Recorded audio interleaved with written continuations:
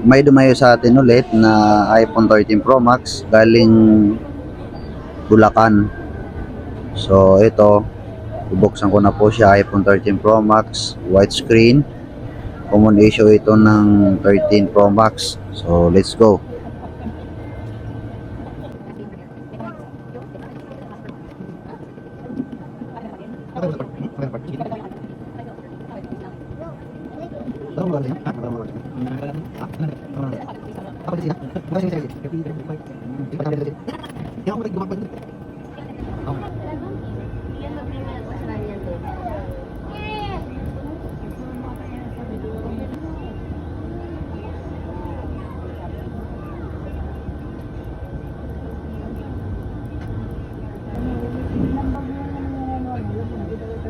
Gusto ko po magpasalamat sa inyo. Maraming salamat po kahit malayo po yung location ko.